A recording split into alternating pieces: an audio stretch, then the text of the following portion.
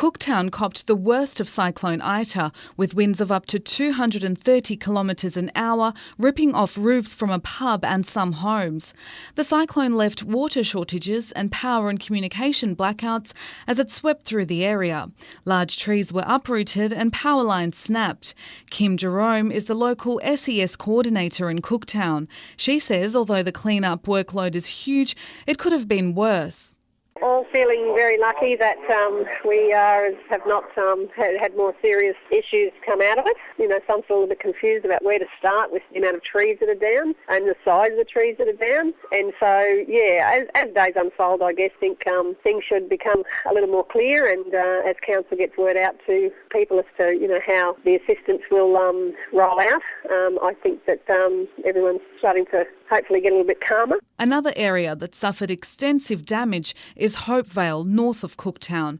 Cyclone Ita flattened a banana plantation on which the Indigenous community is heavily reliant. The damage bill is estimated to be up to $1 million. The plantation, a joint government and council scheme, started 2 years ago to provide jobs for locals, mainly Indigenous residents, in the remote community of 1,500. The Deputy Mayor of the Cookshire, Penny Johnson, says it could have a severe impact on the Hopevale community. The banana farm out at Hopevale employed around 27 or so people. So obviously, you know, their incomes may be directly affected. There will be some plants that will have survived it. I know they did some cutting prior to the cyclone. So there may be some bananas that may be suitable to send to market. And hopefully, you know, we've got some clear days coming ahead.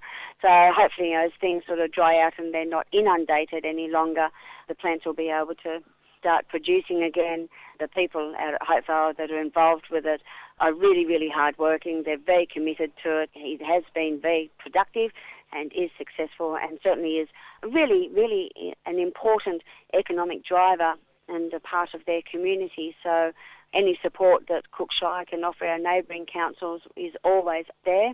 Queensland Premier Campbell Newman says he's also concerned about the effects of the Hopevale banana plantation damage. I'm really sad for people who've worked so hard. I visited this a year ago and actually planted one myself.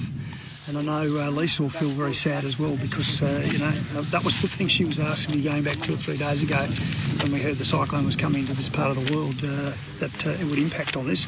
Mr Newman has appointed a disaster recovery coordinator for 3 months to oversee the cyclone cleanup.